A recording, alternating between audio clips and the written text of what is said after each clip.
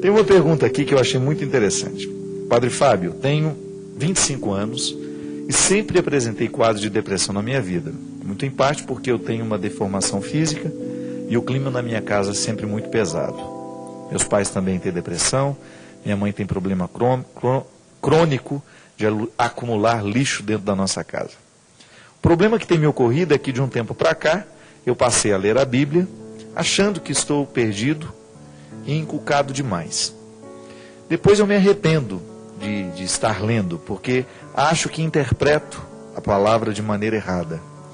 Estou correndo um risco de assimilar de maneira errada e às vezes fico perdido. Afinal de contas, o que a palavra Sagrada Escritura pode me dizer? Se eu a interpreto errado, como corrigir a interpretação errada se não tenho oportunidade de estudar? Você falou numa coisa muito certa, é o Rafael que escreveu. A palavra de Deus precisa ser lida. A gente pode ler de duas formas, né? No primeiro momento, como uma oração. Existe até um método chamado Lectio Divina, que valeria a pena, se você entrar na internet, você encontra os passos deste método. Que é desde um momento de concentração, a escolha do texto, depois a leitura, e aí você vive essa oração de maneira orante.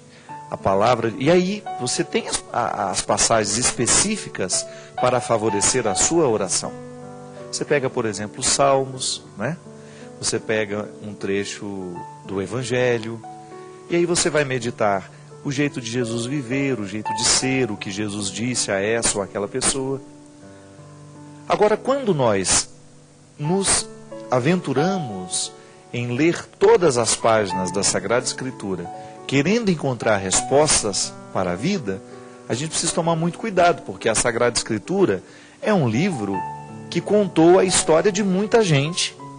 E para a gente entender a história que ali está sendo contada, nós precisamos viver a contextualização. É uma regra da hermenêutica. O que é a hermenêutica? A hermenêutica é a ciência da interpretação.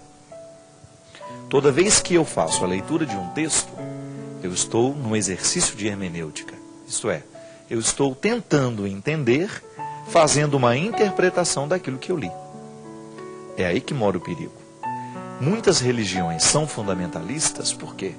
Porque não fazem a interpretação do texto a partir do contexto. Então tá bom, a gente pega o livro de Apocalipse. A gente vai ver lá que o livro está falando de destruições. Existem pessoas que pegam esses textos, fazem uma leitura sem muito conhecimento do porquê que aquele texto foi escrito daquela forma e acha que aquela palavra está falando de uma destruição de hoje. Aí tem gente que entra dentro dessas linguagens apocalípticas e ficam loucas. Acho que o mundo vai acabar hoje, aí começa essas desgraças que acontecem, que são desgraças naturais, muitas vezes causadas por nós, né? A natureza está lá para viver de um jeito. Nós construímos nos lugares errados, nós jogamos lixo nos bueiros, aí vem a enchente e inunda tudo. Nós temos a nossa responsabilidade. Aí uma pessoa pega uma leitura, um texto apocalíptico e faz uma leitura daquela situação como se aquilo estivesse explicado. Aí retira a responsabilidade humana, porque o texto diz que iria acontecer isso. Veja bem, isso é um perigo.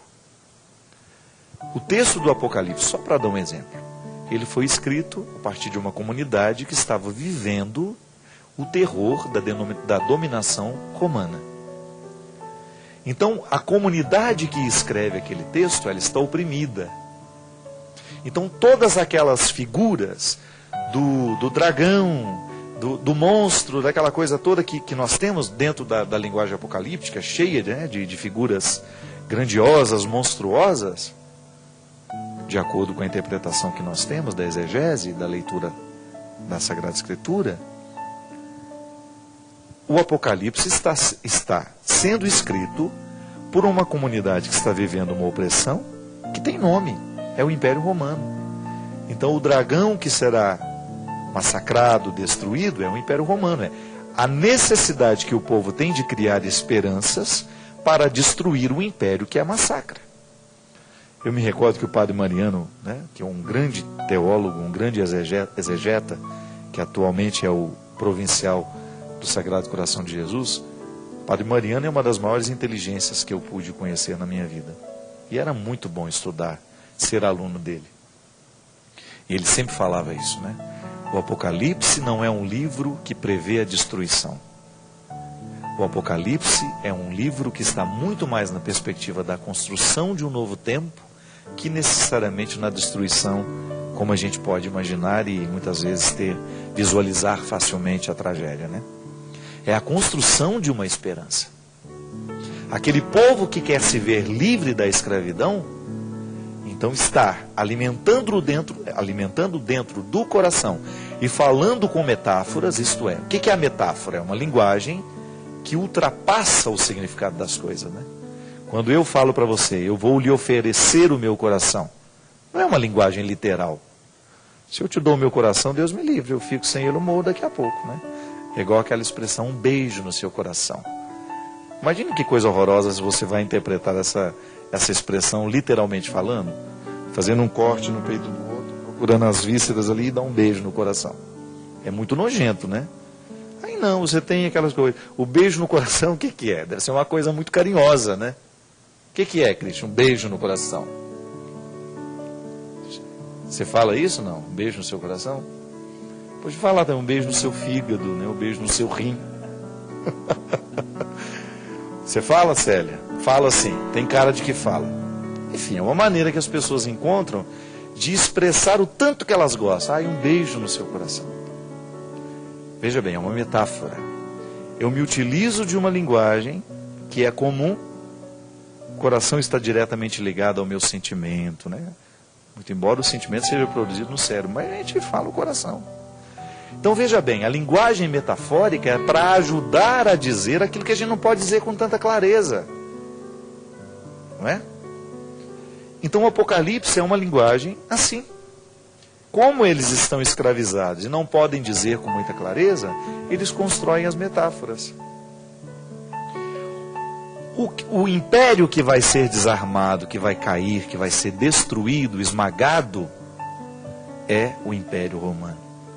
O contexto da dominação que as pessoas sofriam naquela época. Mas aí a gente pega e faz uma leitura ao pé da letra, vira um discurso horroroso mesmo. Eu me lembro que quando eu era pequeno, eu fui vítima de uma pregação assim. Uma mulher entrou lá em casa e começou a pregar que o mundo ia acabar. Imagina eu pequenininho lá no canto do sofá, ouvindo aquela pregação. Minha mãe sentou todo mundo no sofá, vamos ouvir a pregação da mulher. A mulher fez um mal terrível para nós, né? Ao invés de nos anunciar esperança, né? Desejo de vida nova, vamos melhorar o nosso coração para a gente ser mais fraterno, para a gente ser mais solidário, que é o que a religião precisa fazer, ela meteu medo em nós e foi embora, bonitona.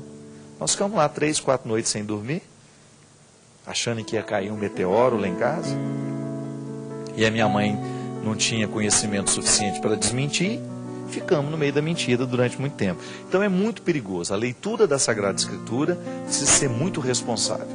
Não faça nunca uma interpretação ao pé da letra, porque a interpretação ao pé da letra, quando você retira aquela frase do contexto, você corre o risco de perder o fundamental, a compreensão mais ampla, né? Como a gente poderia dizer.